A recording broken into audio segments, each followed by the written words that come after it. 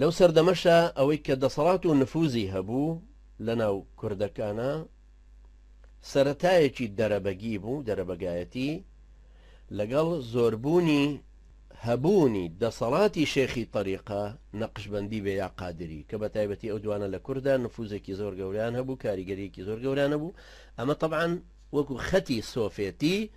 جگە لە خەتی شەرعیەکەش کە مەلا ئەو ڕۆڵەی تایە ئەبینی. ئەم دوانە هەمویان پێکەوە بە دەسەڵاتێکە هاتنە پێشەوە، هەستیان بە یەک شوێنە کرد، یعنی هیچ فاسڵێک نەکەوت بۆ نێوانی ئەو کەسانی کە ئەبوون بە ئەمیری ئەم ئیمارەتانە و بە میر بانگەکران وەلای دینیانە درایە بەیعەتیان پێ ئەبەسترا، کەس لیان هەڵنە ئەگەڕایەوە، شێخانی طریقەش پشتیانەگرتن. بەڵام جاری وا هەبوو ئیشکالاتێک لە نێوانی زۆری سزادان یا ئەشکەدنەدان یا توندوتیژی ئەمیرێک ئەبوو بەرامبەر بە ڕعیەتە فەقیرەکە. ڕعیەتە فەقیرەکەش زۆربەی دەروێش و تابعی شێخەکان بوون، لەبەرەوە ئەمیرەکان محاولەی ئەوانە کرد مەلاکان ڕاکێشن بۆ لای خۆیان بۆی فتوواکان لە مەلاکانەوە دەرەچوو. ئەجا شێخی طریقەش مسکێنەکانی زیاتر ئەگرواتە ئەو چینی دەروێش و چینی خەڵکە فەقیرێکە هەبوو. ئەو کەسانی کە دراسی ئەم زەمەنیان کردووە و لەسەریان نووسیوە بە هەردی دوو تێڕوانینێک بۆی چوبن. هەیە ئەوەی لەسەری نووسیوە جوولەکەیە وەکو لازاریف کە جوولەکەیەکی ڕووسیە، هەیە هەر ڕۆژهەڵات ناسێکە وەکو فلادمیر منورسکی، هەویش هەر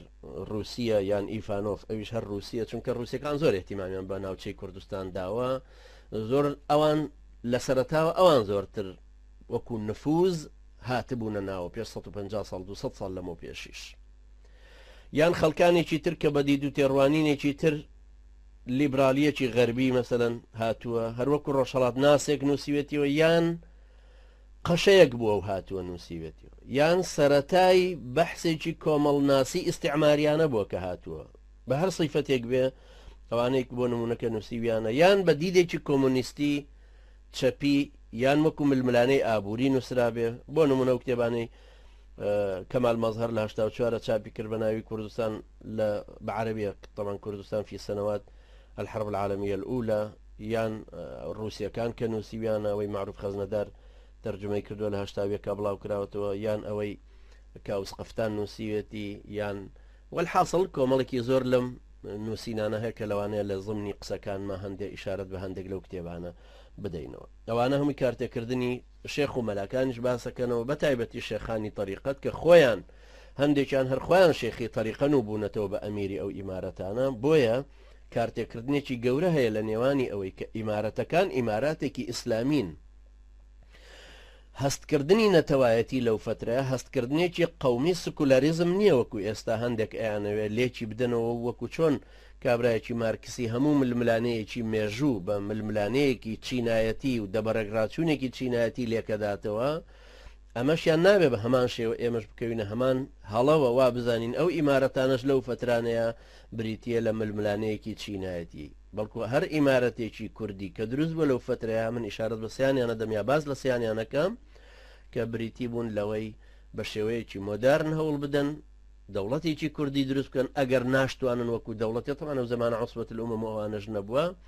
سیستمی دەوڵەتی بەو شێوەیە نەگەیشتەوە بە ناوچەکانی دەوڵەتی عوسمانیە ئەو ئیمارەتانە هەریەکە بە شێوەی ئیمارەتێکی کوردی بۆ خۆی تەشکیلی کردووە و دروست بووە.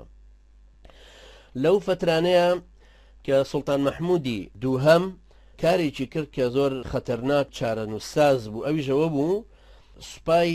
ئینکیشاری حەل کرد، سوپای ڕسمی دەوڵەتی عوسمانی بوو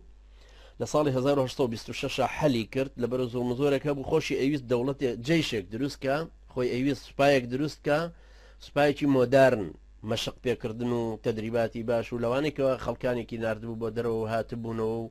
دەوڵەتی دەرەوەیان بینی بوو کە دروست بوو، ئەمی ژەویست وەکو لاساییکردنەوەیەک و لەژێر تەسیری ڕێککەوتنەکان لەگەڵ وڵاتە ڕۆژئاواییەکان و هەروەها ڕاوێژکارەکانیان کە کارتێکردنیان لەسەریە بووە ویست ئەوە بکە. لەو کاتێک کە ئەوەی کرد لاواز بوو، هێزی سەربازەکەی لاواز بوو، وڵاتانی تر زیاتر تەماعیان تێکرد لە یۆنانەوە مەسەلەن شەڕ دروست بوو، هجوومێکیان بۆ هێنا لە ساڵی 1927 بەریتانیا و فەڕەنسا یارمەتی یۆنانیەکانیاندا شکستیان بە پاپۆڕی عوسمانی هێنا، هێزی دەریایی عوسمانی هێنا و لە هەمان کاتیشە ڕووسیەکانیش دیسان محاولەی ئەوان کرد ئەم جارە بێن و نفوزێکی گەورەتر دروست بکەن بەڵام کە دراسەیەکی باشی کۆمەڵگەی کوردیان هەبوو لەو فترەیە زانیان کە کوردەکان وەکو باسیشانەکەن لە راپۆرتەکانی خۆیانەکە ئێستا بڵاوەکرێتەوە طبعاً یەکێک لەوانە کە بەناوی گراف باسکۆفیجە فەرماندەی باڵای سوپای قەیسەریەکان بوو راپۆرتێکی زۆر مفەسەلی طبعاً نووسیوە بۆ قەیسەر کە چۆن بتوانێت سوپایەکی گەورە لە کوردەکان دروستکە بەوانەی کەوا سەر بە ڕووسن 10,000 کەس بن 10,000 سەربازی باشیان لێ هەڵبژێرە وەسفێکی زۆر طبعاً باسی کوردەکانەکە کە چۆن کاریگەریان لەکوێ هەیە و ئێمە چۆن نتوانین یارمەتیان بدەین چۆن نتوانین خەڵات و دیاری ببین بۆ سەرۆک عشیرەکانیان و کە کارتەکردنیان هەیە لەسەریان ئەنجا فعلن وەهاشی کرد و هەر کەسێکیش کە بە قسەی نەئەکرد لیان لەگەڵ پلانەکەی ئەوانە ئەهاتەوە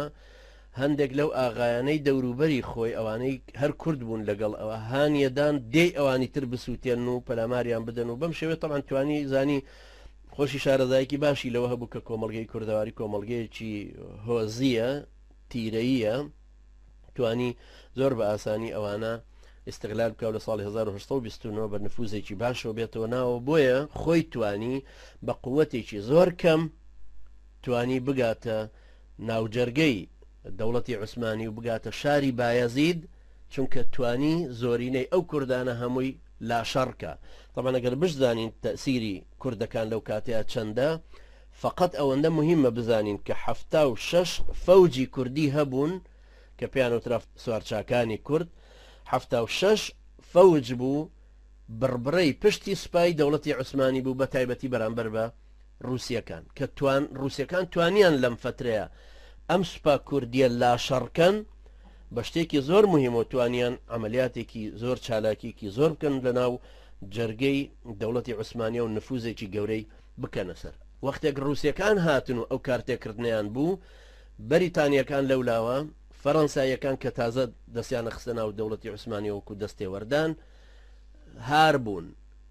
یعنی وەکو چۆنەڵێ لە کاردانەوەی ئەوەیە ئەوانش محاولەی ئەوان کرد محەممەد علی پاشایان لە میسر هاندا بۆی بە سوپایەکەوە بێبەرەوە ئەستانە محەممەد علی پاشا کە هات زۆر بە ئاسانی توانی سووریا و بڵین لوبنان و ئوردن و ئەمانە هەمووی کە پێڵوترە شام هەمووی بگرێ و بێتە ناوە بۆ ناو دەوڵەتی عوسمانی و بگاتە دیاربەکرەوە ترافانە ئەگەر بێت و گەلە کۆمەکەیەکی جیهانی نەکرایە ئەو کاتە فعلن دەوڵەتی عوسمانی هەر ئەڕوخا بەڵام لەو فترە نەیانویست دەوڵەتی عوسمانی بڕوخێ مەرجان لەسەر دەوڵەتی عوسمانی دانا بۆی نفوزێکی زیاتر بدا بە بەریتانیا و فەڕەنسا لە پێناوی ئەوەیە کە محەممەد علی پاشا بشکێ بە شێوەیەکی وا کە بگەڕێتەوە بۆ میسر و هەروەها ئیتیفاقێکیشان لەگەڵ ڕووسیەکانە کردبوو کە رووسیا سەرکەوتنێکی گەورەی هەم لە ئێرانە بەدەستهێنا بوو بیلادی فارس هەم لە دەوڵەتی عوسمانیشە ئەو سەرکەوتنە گەورەی بەدەستهێنا بوو ئەمە طبعاً کارتێکردنێکی گەورەی هەیە کە ئەوەشیان دیسان شارەزا بین و بزانین زۆر کەس لەو سەردەمانەیە کە باس لە کوردەکانەکەن ئەزانن کە کاریگەریان لە تەوازوناتی هێزەکانە هەبووە بەڵام زۆر سادە بەداخەوە زۆر سادە هەموو بەکارهێنراونەتەوە یان دژی یەک ناوخۆیان یان دژی ئەو هێز و نفوزانەی کە لەو کاتیا کارتێکردنیان هەبووە